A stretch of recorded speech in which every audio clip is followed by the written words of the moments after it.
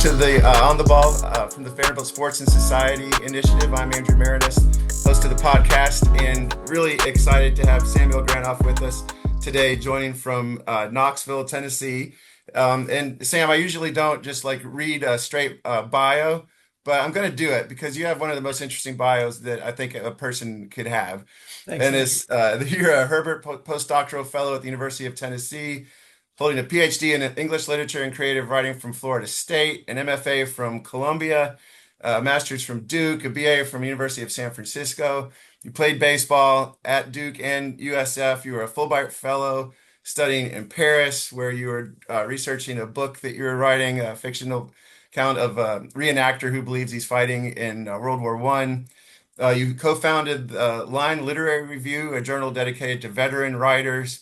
You taught 2 semesters. Was it 2 semesters, or you taught a semester at sea one time, covering 10 countries in 100 days? I want to learn about that.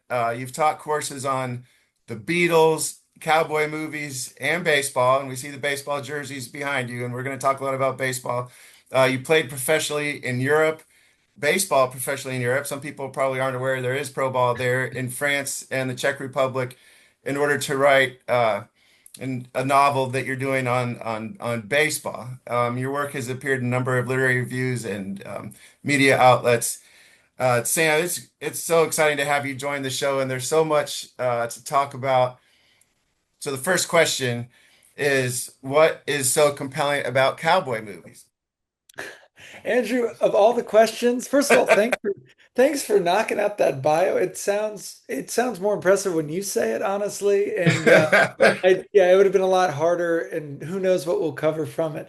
The Yeah. first question you said was why cowboy movies? Yeah, what's so compelling about cowboy movies? It's funny because something about the American West has always compelled me, even when I was a little kid. And this is still outside the family home in the concrete. My nickname was Cowboy Sam. You and I before this were just talking about nicknames, and Hmm. it's funny how those stick. And I guess Cowboy Sam, somewhere deep down, I'm not a neuroscientist, but there's somewhere that it existed and was lodged. And I just something about the expanse of the American West, the whole mythology around it had always hooked me to the point where I ended up teaching a course on it. My favorite film was Butch Cassidy and the Sundance Kid. Um, Okay. and so for a long time, I've just always appreciated kind of that the distant reaches of kind of humanity represented through the American West. Oh, That that's makes awesome. Okay. The Beatles. Do your students, or when you taught the class, how familiar were the students with the Beatles? And what do you think is the greatest Beatles song of all time? Great. Thank you for that. That's an easy one. Now you're teeing me up. My students, so the first time I taught it was the same place I taught Reimagining the American West, the cowboy class at Florida Gulf Coast for their integrated studies department. It was while I was at Columbia. It was a side gig. And I would like to say that of 40 upper division students, maybe 10 cared about the Beatles in any capacity. I had one kid who loved Elvis and slicked back his hair and dressed like him and was actually just a joy to have. But by the end, we had 40 Beatles fans. It was a full conversion. It's a little bit of proselytizing. I'll actually teach for Duke in the spring. I'll teach the Beatles course again. I just finished a little video where I played 6 instruments to kind of show them what I'd be doing and what we'd be talking about. My favorite song, undoubtedly, is This Boy, which is a kind of a little lesser known B-side that just has the greatest harmonies. It's nearly impossible to replicate. And what it comes down to is like a lot of Motown influence, and it just fits perfectly. I love that song and the strum pattern and just the whole deal. One thing that strikes me about your bio is like you don't look old enough to have done all that stuff. So, uh, Vanderbilt fans who are listening to this, if they have encyclopedic memories, they may remember you pitching against Vanderbilt for Duke in 2018. I looked up the box score. You pitched a scoreless inning in that game in 2018 against a Vandy team that had a major leaguer leading off in Austin Martin. Um, Maybe you pitched against Vanderbilt more than that one time, but that was the first box score that popped up. That was the first time. That was the only time. If any Vanderbilt fan had that encyclopedic of a memory, it would be a shock because I was in what you'd call garbage time. That's what I was pitching.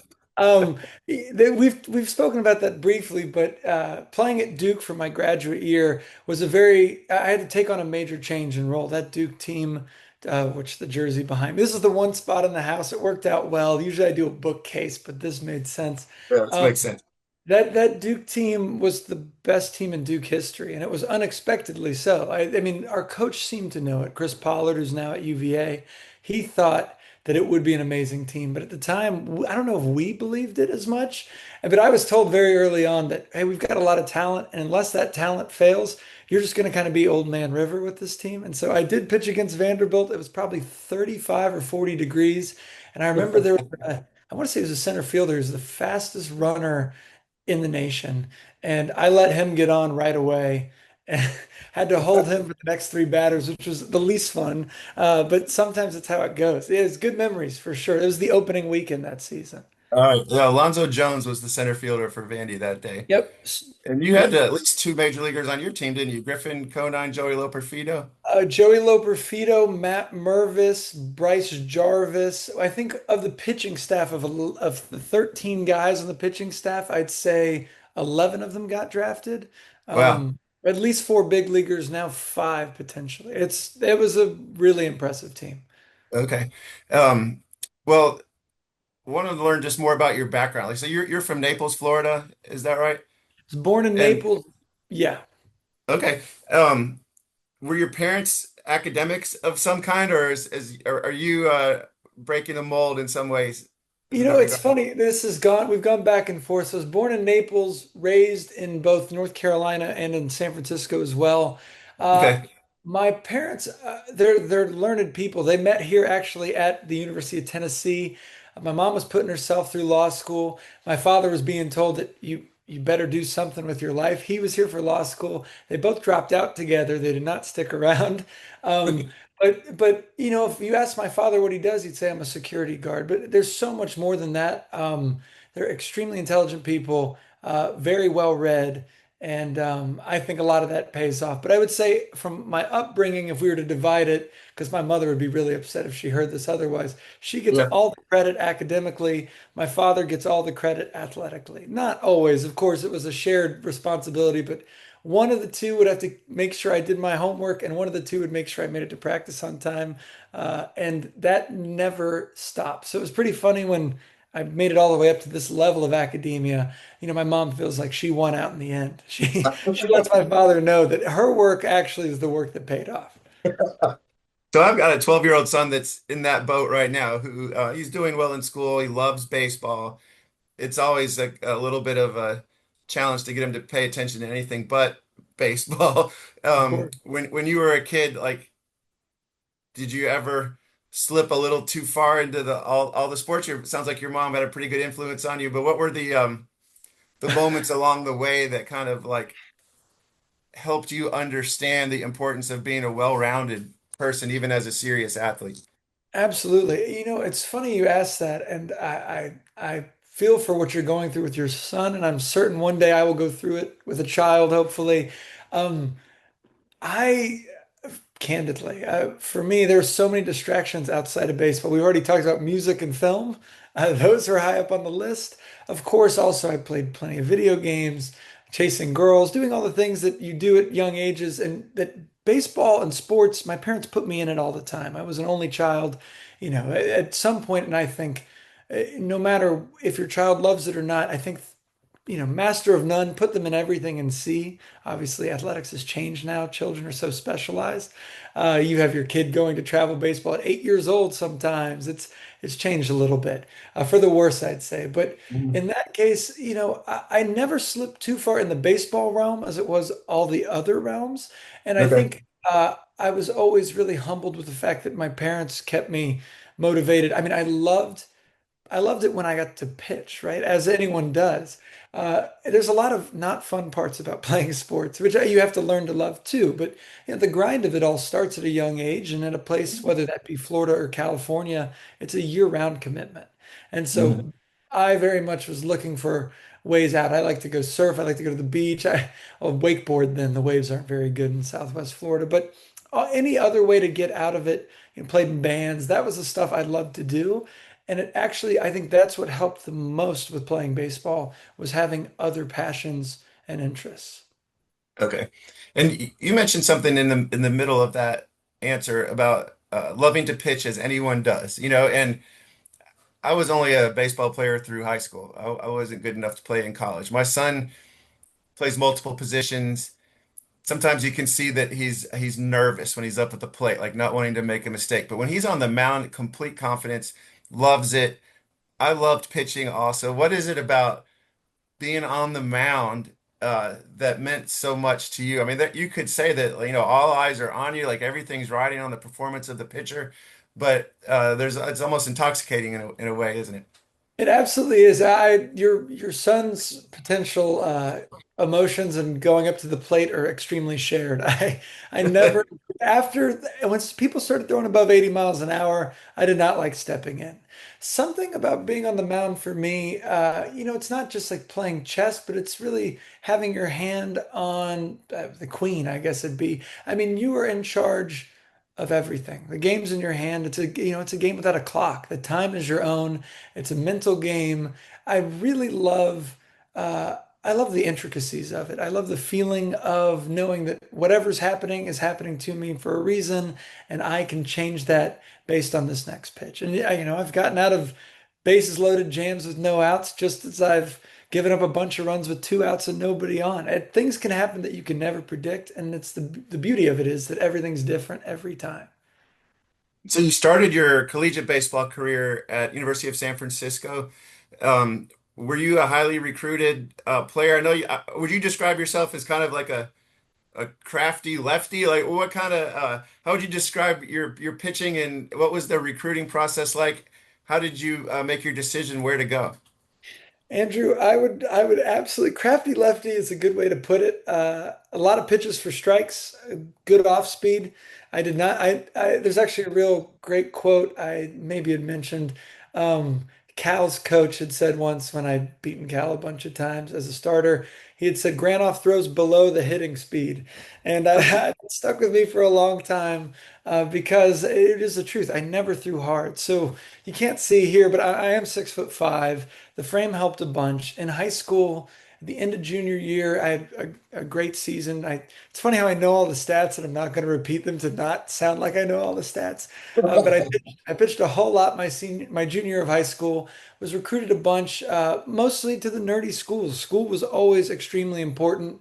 My parents the other day found the old file with all the recruiting letters and stuff, which was really sweet. They were texting me about him, who emailed, but it was basically Ivy Leagues, Georgetown, Stanford, and then other various smart schools around. You'd have to go to those right when I was coming up. This is around 2012, 2013. I graduated high school in 2013. That is right when recruiting kind of starts to make that turn where they're getting younger and younger. Kids are committing at sophomore levels and prior. When I went out for Stanford's baseball camp, I was offered like basically a preferred walk-on kind of spot. No money, nothing, getting to school on my own, which is a real good luck moment with Stanford, as it would be with Vanderbilt as well. Uh, and one of the things that happened is I knew the University of San Francisco from having lived there for the first 2 years of high school. I went up a day after having pitched at Stanford's camp. My arm was hanging. I met the San Francisco pitching coach, and we just went out to the field. We had a long talk. We played light catch. It was nothing, no video, no stat reciting, no secret questions or anything. And I knew right then, I was like, his name's Greg Moore. And I knew right then, I just said, this is the place. I love the city of San Francisco. I love the Bay Area. And I flew back home, and you're supposed to start to juggle who and what and where. And I got mono very quickly after. I couldn't go to the other events. I couldn't go to Georgetown for a visit and all this stuff, and just pulled out, called them, and committed. I was ready and done. The recruiting process, in hindsight, wish I milked it a little bit more for the fun that it is. I'm sure it's even more fun now. But it was still, that was enough for me. And that coach left like before you got there or pretty quick? That Coach Greg Moore, and this is the nature of recruiting, and there's absolutely no hard feelings at all. Greg's, a wonderful human and an excellent coach. Greg made the promise at the time. I'm sure he believed it that he'd be at San Francisco for a long time. He had just come back from a stint at the University of Washington, and he had been to San Francisco before. And really, San Francisco's their entire program was kind of built off of his ideologies in a way. And he was great at converting big left-handed pitchers. He turned them into pro baseball players. And yeah, I got a call in the middle of that summer. I was playing in the Far West League, playing summer ball for the California Warriors. And I got a call from Greg, and he said, "Hey, Sam, I just took the head coaching job at Cal State Northridge, but you're gonna have a great career, and just keep me posted on how it goes." And that's that. It's kind of, it's like what a lot of breakups probably should be. It was just a firm cut. It hurt, but that was the reality. All right. Now, at this point in your life, were you already, did you consider yourself a writer? Not at all. I didn't consider myself a writer. Sometimes I still don't consider myself Right. a writer. You know that reality all too well. I would say it didn't happen until Duke and even well into Duke. I think you always kind of have an imposter syndrome, as sometimes you do playing sports as well at certain levels, at certain times. But with writing, no. I studied history as an undergrad. I worked in the rare book room. I was thinking about getting an MLS maybe. But I no, I was minoring in music. I did not think of myself as a writer. I wrote, but I for classes, but not too much. No fiction, that's for sure. Now, I know a baseball team, college baseball team is going to have a whole cast of characters with a lot of different personalities. I don't imagine that a guy working in the rare book room is very common on a pitching staff. Like, how were you perceived among your teammates? That's really spot on. There's a poster here. I'm not going to hold up the computer and show you, but my prized possession from San Francisco. As a senior, you get a quote board, and every single teammate of yours writes a little sentence or two, saying what they think or what they remember of you or what you mean to them. And it's fun in one way because you look at it and you see stuff and you remember people that you almost forgot. In another way, it is really fulfilling to know that you were remembered in that way. Sometimes you don't remember yourself in the ways that others remember you. Um, I was, of course, the nerd, the brain, whatever it would be. My regalia at graduation, guys were trying to take stole some things because they said we could borrow one for pictures, which is always really funny. So I was that guy, but I was also always, and a lot of the stuff up there talks about being funny, lighthearted, easygoing, always trying to make sure the locker room is just in good spirits, that kind of stuff, which I really do pride myself on is being low key and laid back. The best baseball I ever played was when I cared the least about it. And I don't mean that in a negative way. I just mean it like when there were no stakes for me, when I just said, I'm just playing a game and I'm having fun. That's when it was really fun and I was just playing a game, Yeah. which is what it is, of course. Oh, that's awesome. And then how did were you a grad transfer to Duke I was a or grad transfer to Duke. Yes, I had it on the radar. I had applied to several different graduate schools, just on a whim, thinking, I think I want to stick with the school thing. I was like the runner-up valedictorian at San Francisco. I was doing well enough that school felt important to me. And I knew I wanted to keep learning, but I didn't know exactly what or where or how or why. And I came across Duke's Graduate Liberal Studies program, which was basically the nerd's degree. It was any and all graduate or doctoral level courses at the university. You can take them, you can mix and match. It's a menu and you make what you want from it. And Mhm. that was just the perfect fit. So I had been accepted. And then when the season ended, I got in touch with Duke's coach and told him I was interested. So you were going to go there whether you played baseball at Duke or Well, you not? know what's Or funny, and this is embarrassing, shows my lack of research. I'd listed Ivy Leagues and applied. I'm pretty sure I applied to an Ivy League or two, not knowing that you can't transfer as a grad student to Ivy Leagues. So the Duke Oh. thing happened. I called Coach legally. They're not allowed to speak until the end of the season. Coach Pollard called me the day the season had ended for Duke, and he said, "Well, why don't you come down, visit Durham, and we'll have a talk." And I was in Amsterdam at the time, I'm pretty sure. I was on a crazy European trip with some teammates. Travel's obviously important to me. And I said, "Of course, coach, when do you want me there?" And he said, "How about on Monday?" So I had to switch my flights around. And I remember flying into Durham, meeting Coach Pollard, visiting the campus, the stadium, signing a lease on an apartment, and buying my old 96 Ford Bronco, all in a 24-hour window. It was Wow. a whirlwind, but it was very fun. And again, it was, I guess, a little taste of that recruiting that I either skipped out on or just missed out on. Yeah. Okay. So then you mentioned that's where you really became serious or saw potentially a future in as a novelist or as a writer. What were some of your I guess formative experiences, the most important things that happened while you were there that set you on this course? Totally. The funny thing is, it didn't happen until my second semester during season. I took a writing workshop. I've always imagined I'd liked writing stories. I carried a book and I would sketch when I travel and I write little poems and things, but I didn't know what I was doing. Took the writing workshop, wrote a story, and the professor was really kind and complimentary and said, "There's a study abroad program at Oxford over the summer at Exeter College. You should apply with this and see what happens." And I thought, why not? Sounds like fun. I applied, got in, and I hate to make so much of this sound like it's not deliberate, but it really wasn't. I think you reach a point now where it all is so deliberate that I look back and envy my younger self who was like, I guess I'll see how it goes. Got into Oxford for the summer program, scored very highly on a story there, and had this idea on a whim. Why not try to write a book? Why not make my master's project the start of a book length work of historical fiction? And proposed it to my committee. And I was originally writing about pop protest music. I had written a paper on Marvin Gaye's "What's Going On," as I Mhm. thought like the real like the nucleus of pop protest. And I had to propose like, hey, actually, I think I might want to write a novel about the First World War.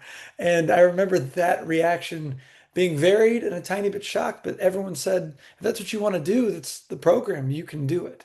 And so it became a lot of reconfiguring from there and slowly but surely fully immersing myself in the process, just not knowing how to do it, which is sometimes the best way to try to figure out how to do something. Yeah. All right, let's go to that Marvin Gaye paper that you were working on. How would you break down that song? What are the most important things people should Well, I understand was that maybe going, don't come to mind wait, immediately? oh goodness. Let me dig it out of the files on Yeah. my computer.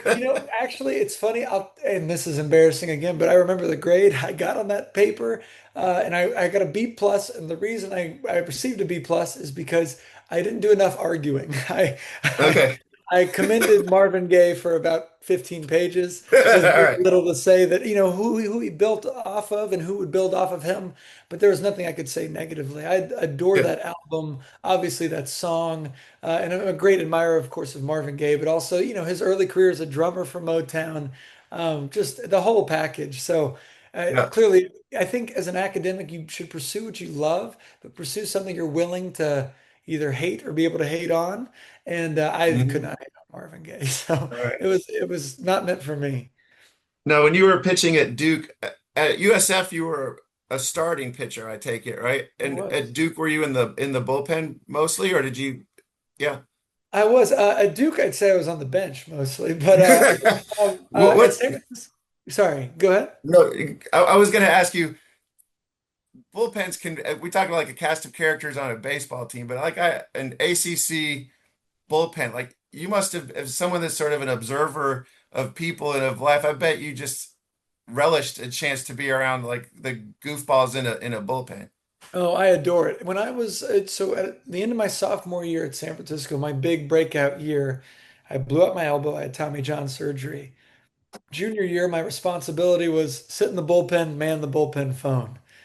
I liked that job. It was a lot of fun. It was fun for a lot of reasons, both for the good of you get to learn how people's routines work, how differently everyone acts. Some are so laid back, some need to shotgun a Monster energy drink, some need to be told 30 minutes in advance to get warm. I love that those little intricacies of humanity. And then in Duke's bullpen, a lot of the stuff stays the same. The only difference is everyone was now throwing 95 miles an hour. But yeah, at San Francisco, I was a starter. I started my sophomore year. I worked up to being a starter. I started 12 or 13 games my senior year when I was back from elbow surgery at Duke. at first there was talk about maybe starting on Tuesdays. I started a bunch in the fall, and at the end I was a bullpen guy. I was really the in case of emergency break glass, and there weren't any emergencies with that pitching staff. The glass remained unbroken. All right. Which is So, a good thing for yeah, everyone. Yeah, what was your experience like in Paris, and a little bit more about the novel you were working on there or researching?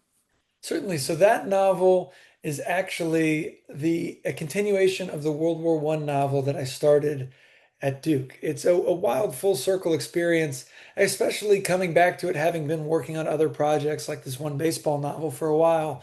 Um, I've come to love and adore Paris. And when I was at Duke, I was awarded the Lottie Laurie Applewhite Travel Award. And it wasn't a lot of money. It covered airfare. But I went out, I was co-authoring my grandfather's biography for St. Jude Children's Research Hospital at the time, Dr. Okay. Robert Webster, who's a renowned virologist. And so I was tracing the route of, I was a two birds, one stone thing. I would trace the route that my grandfather's unit went through World War II.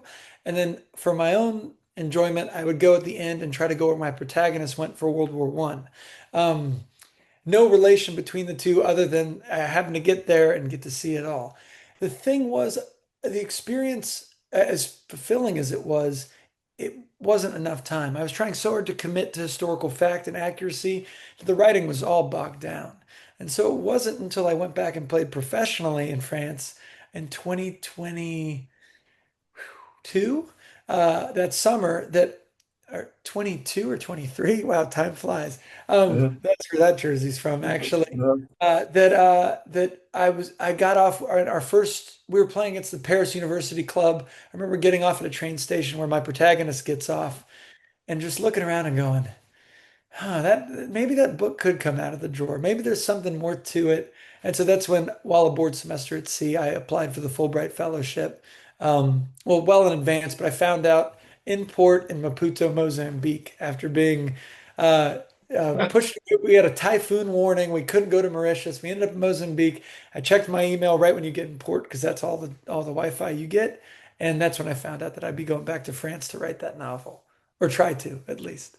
What an interesting set of sentences you just put together. So, I um, sorry about that. yeah, man. No, I mean, I'm just curious about semester at sea. Who is it that is taking those classes, and what did you teach aboard the ship?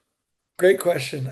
So I had been looking into semester at sea since I started my MFA at Columbia, and right when I started garnering teaching experience, I sent an email to an academic dean and said, "Hey, would love to teach." And the answer was basically, "No, you don't have a PhD. Don't even think about it." And so when I enrolled in the PhD program at Florida State, I sent another follow-up email explaining this is what I'm interested in, this is what I want to do. And again, received the response of, hey, come on, you got to finish the PhD. And then got an email in January, received an email that said, Sam, there's actually space for a writing center director aboard the spring 24 voyage. And we need you to teach two classes. Would you want to interview? We're starting in Thailand. We're ending in Germany. It's 100 days. And there's about 300 no, probably 450 students on board from about 275, 300 universities on a converted German love boat from the 80s. And it was from a TV show called The Love Boat. If my German was any better, I'd say the title to you. And Well, it's a spectacular, it's been under different universities. Semester at Sea, the program has been under different organizations for the last 60 or 70 years. A gentleman who was my next door neighbor in Durham, actually. One day when I met up with him at an alumni event for Duke baseball, I went and saw him because he cooks excellently, and I really love him and his wife. They're great people. And I brought up the semester at sea thing, and he said, "Don't you remember? I told you I was a photographer on semester at sea in 1971." well, And he pulled out the original book that he had of his photographs. Of course, a much wilder world in 1971, but yes. still very much so. I taught a upper division creative writing workshop, fiction workshop, and then I was supposed to teach global contemporary fiction, but due to demands at the last minute, I taught an interdisciplinary first year seminar. Well. All Fun, right. very fun. A lot of stories. I mean, I want to from go my back to school and do a semester at sea. I mean, that sounds amazing. Okay, so you mentioned the other jersey behind you. I see it says Bat King Europe. This your jersey in France? What's it like playing baseball in Europe? How did you even become aware of the opportunity? I don't think most baseball fans here realize that that's even something people do. No, most Europeans don't either. Don't, you learn that not the hard way, but you learn it quickly. So this is actually a jersey from the Baseball Jobs Overseas Globetrotters, and so I'll get back to Okay. when I it was the end of my time at Columbia, they had extended me one more year to teach, and in the winter I was home over the holidays, and I remember a line hit me. Sometimes this happens, you know how it goes. A page occurred to me of a book I had written about baseball, and it was the losers coming home from a losing season on a bus, basically, and it was talking about that mix of personalities and whatnot, and what it feels like to not even know what rock bottom is until you're really that low. And I wrote it on a whim. And then on the same family couch, I signed up for baseball jobs overseas. What it is, and the best way I always describe it is it's like a dating app for baseball players with teams overseas. You fill out a profile. If teams like you, they can contact you. It was a one-time fee or an annual fee. I paid once. And I had heard about it before, and I think it briefly crossed my mind, although I'm really glad it didn't because I would have been a BBJO lifer, is what they call them, these guys who go to 10, 15 countries. My body never could have handled it, but I would have loved that. So I hadn't picked up baseball in 4 years. I signed up for this just based on my former prowess. Totally forgot about it. Didn't think about it for a while. In about 10 or 12 days, I checked my WhatsApp and I had 12 different teams from 8 countries had contact me, the majority of which were offering me spots on the team, trying to negotiate salary contracts, whatever. So next thing you know, I'm negotiating salaries and contracts, having not picked up a ball in 4 years. The last time I pitched was or the last time, sorry, I played baseball was at the Super Regional with Duke. I did not pitch in the Super Regional, but we lost in game 3 against Texas Tech in Lubbock. And so I really quickly went and played catch in the side yard with my father, try to figure out if I could do this thing. Turns out I could. I'll speed through the whole trying to get ready in the winter in New York City. You can imagine, not really easy. Had to Mhm. play in a converted basement at an old bank called was the baseball center. They treated me so well. Trained, went to Europe, played for the Metz Comets, which were in Metz, France. It was the best deal. I hate to say. Sorry, what was that? You can say you played for the Mets. I play for the Mets, and then if someone wants me to spell it, I'll just kind of make the Z look like, yeah. They it was a perfect team. The owner uh, was a former, I don't think he was an Oxford Don, but he was a professor now, and he'd lived all over.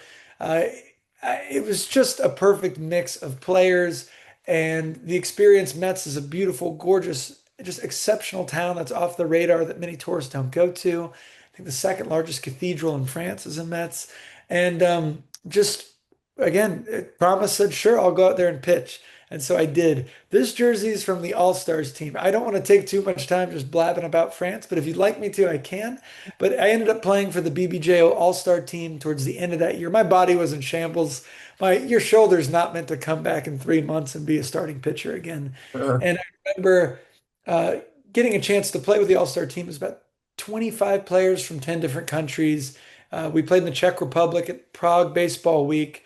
All these national teams from different countries. I pitched against the Czech national team and was able to strike out. It basically was everyone knew that I couldn't pitch anymore, that I was hurt, and was told by the pitching coach Jimmy Jensen, who's traveled the whole world playing baseball. He told me, he said, "Why don't you go out there, strike out the next batter in 3 pitches, and call it a career?" And by the grace of God, I went out and struck the next batter out in 3 pitches. Um, and we won gold and we beat Spain. And it was just it was exactly how you want baseball to end. You don't get to decide when baseball ends. And for mhm. the first time, and I'm extraordinarily privileged to get to do this, I get to decide when I was done playing baseball. And Yeah, that's how the experience was. that's amazing. Well, I want to move on to more of your current life, but a question about playing baseball in Europe, other than like a big tournament like that, but when you're just playing regular games in a country maybe where most people don't care about baseball. Is it a case where that actually helps you rediscover your love of the game, or is it the exact opposite? You're like, what am I doing? Like, how did you You feel know, about it?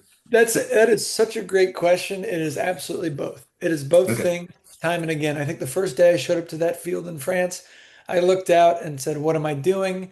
There were nights when my back hurt, my hips hurt. I remember the first time I looked at an opposing lineup card because the import players are limited from the United States, but if you were any extent of a former European colony and any time in history, you could have play. So all of Latin America is basically suddenly included in South America. So the first lineup card I looked at was entirely Hispanic, and I thought I was pitching against French players. I was really shocked to find out all these ex-pro stars. A lot Okay. of moments of looking and going, why am I doing this? And that's what makes you love baseball, is figuring out why I'm doing this. But so the whole reason I did all of that was to try to write a novel about baseball.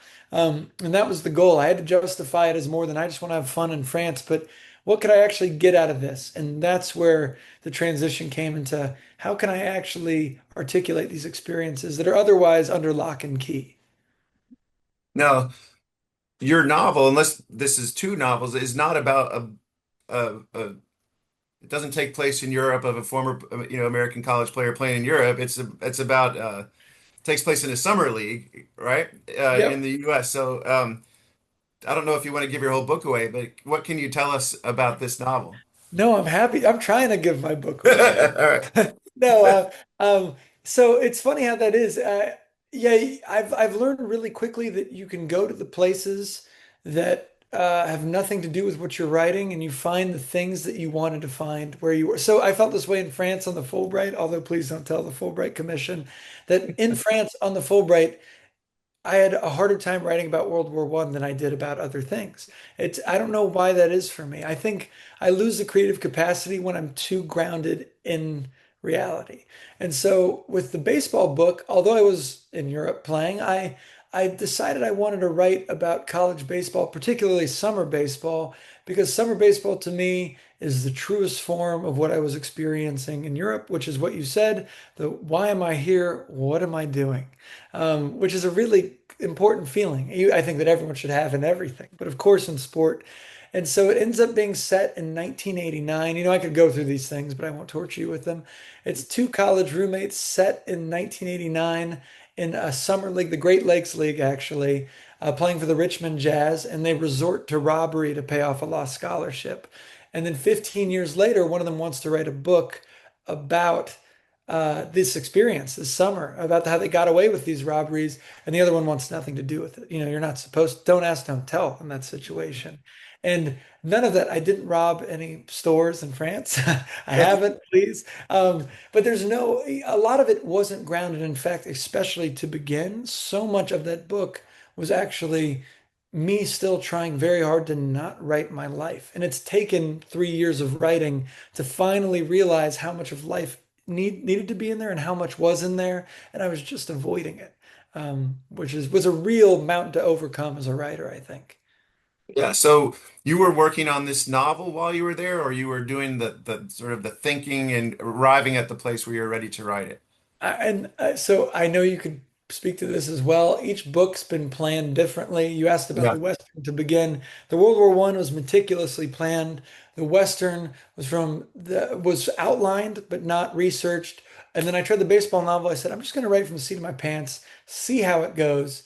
And I was writing every day in France from about 8 or 9 in the morning till 2 in the afternoon.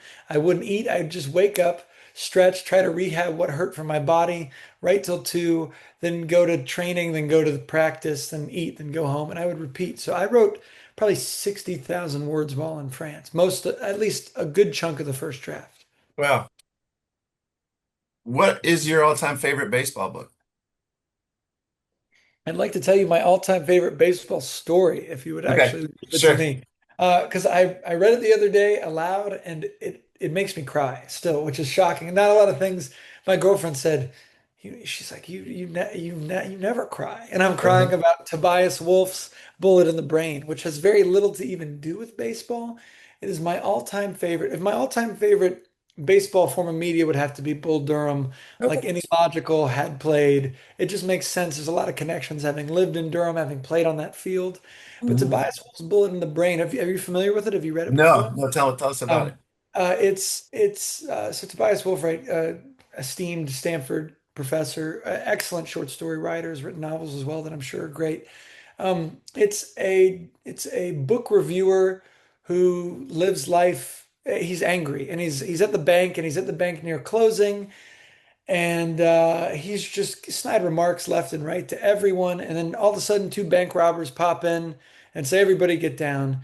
And he is laughing about the turns of phrase that they use. He can't help it. He thinks like, "What foolish language! What, just stereotypical talk."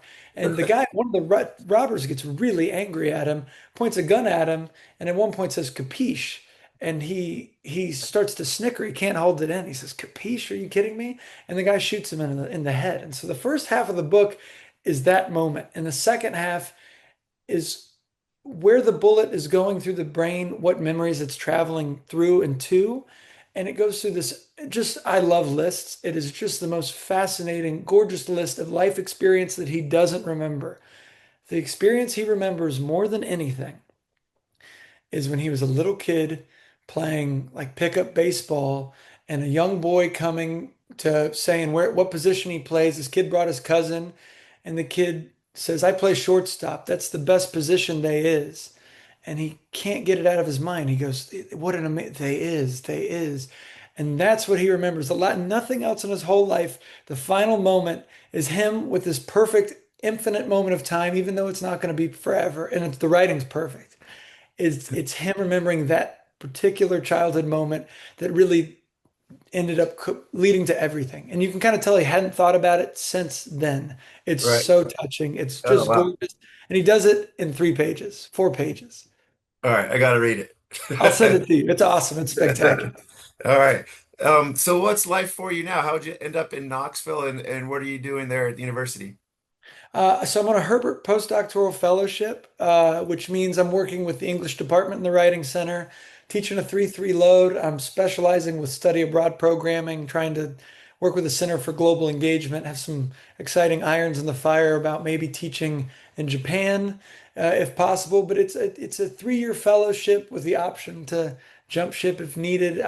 I love Knoxville. I'm very happy being here, and it's also giving me plenty of time, well, not during the semester, but when the semester's off, to write. And so, I'm working hard on that baseball novel, trying to get it across the finish line, to find a home for it. And obviously, other writing as well. I'm finding I've been more inspired than usual just in thinking about short stories and thinking about new novels and thinking about that World War One that still needs to be dusted off again. And so it's been really a satisfying experience with just an excellent learning community. And again, Knoxville's a hard place to beat. It's beautiful, especially this time of year. I saw an interview you did where you mentioned of I think it may be a former teammate or another baseball player that had come to speak to your class and they talked about um, when it's all over, and I don't want to give away what he said because I would like you to relay this story, but you remember what the anecdote I'm referring to about So, investing your life in something and then it's over, so, and so potentially useless. No, and it is potentially exactly. I do remember exactly that. That's Jack Lebowski actually, who texted me the other day. He'll text me about random early 20th century novelists, and he'll say, "Hey, what do you think about X?" And then he'll want to talk about it. And he's like, I think he's a traveling salesman with 4 kids now. Excellent pitcher, third baseman, two-way player, made it all the way up to AAA, pitched for the Durham Bulls, and then decided one day that that's enough, that he doesn't want to play anymore. Jack came and spoke to a class of mine when the baseball course I was teaching at Florida Gulf Coast, and he gave a really true, honest explanation, which now that even articulating this, I realize is very much of what my novel is about coming to terms with when something is to end. That's what the protagonist is figuring out is when baseball's over. What are you really doing? When do you stop loving something? When are you sure if you ever loved it to begin with? And Jack very confidently spoke to the class about, that sometimes you realize that when it's over, it's over. And you notice with baseball, especially, you spent a long time figuring out how to throw a slider on that part of the plate, how to dot a change up on the black. And now that what transferable skills come from that? And so the realization for a lot of athletes is that it's the things you learned along the way, it's the human skills that you're going to have to build on because unfortunately the reality is knowing how to hit an inside fastball will never pertain unless you want to go be a coach. No one in the office is ever going to soft toss you and say, "Can you show me how you won't pull your hips as much?" It just won't exist.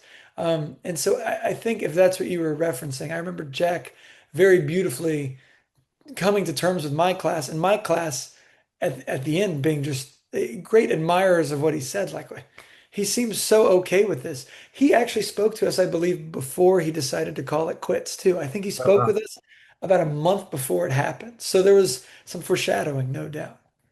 Looking at the box score of that game against Vanderbilt, he was 1 for 3 with the RBI and a double. Played third Of base. course.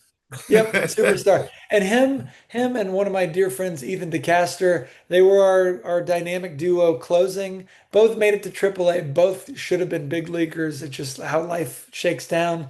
And same exact situation of like, if you needed him, he was there and he did it and he was so good. But the key in both cases is they were the most laid back dudes imaginable. I mean, until they were in the moment they didn't seem to blow baseball out of proportion, which is why I think they were so successful at what they did.